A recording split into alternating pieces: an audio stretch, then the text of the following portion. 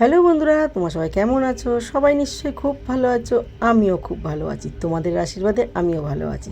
তো দেখো, মায়ের কাছে এসেছি, মায়ের কাছে বায়না করেছি যে আমি কচু পাতাতে চিংড়ি খাবো। তো দেখো জমিতে কত করে জল, তাও মা কচু পাতা তুলতে গেছে। মেয়ে খাবে বলেছে বলে কথা, তার জন্য মা কচু পাতা তুলতে গেছে। আর এই জমিটা শুধু কচু গাছ চাষ করা হয়েছে। দেখতে পাচ্ছ বন্ধুরা, পুরো জমিটা শুধু কচু গাছ আর কচু গাছ। তো এগুলো চাষ করা হয়েছে, কেননা এগুলো কচুর ডাঁটাগুলো বিক্রি হয়, কচুর লতিও বিক্রি হয়, আবার কচুর পাতাগুলোও বিক্রি হয়। তোমরা নিশ্চয়ই জানো, কলকাতা সবাই তো কিনে খায়, কিন্তু দেশে যখন মায়ের কাছে যাই তো এইগুলো চাষ করা হয়েছে বাড়িতে, এই জন্য এইগুলো কিনে খেতে হয় না, বেশ তুলে খাওয়া হয়। আর আমি যখনই বাড়িতে যাই তখনই বলি এই কচু পাতা সিদ্ধ করে চিংড়ি মাছ দিয়ে করো, লাউ পাতা দিয়ে করো, এইগুলো হাবি জাবি মাকে একটু করতে বলি, কেননা কলকাতায় তো মাছ মাংস খায়, তো এইগুলো ঠিকঠাক তো খেতে পারি না। তো এইগুলো দেশে গেলে মায়ের কাছে বায়না করি।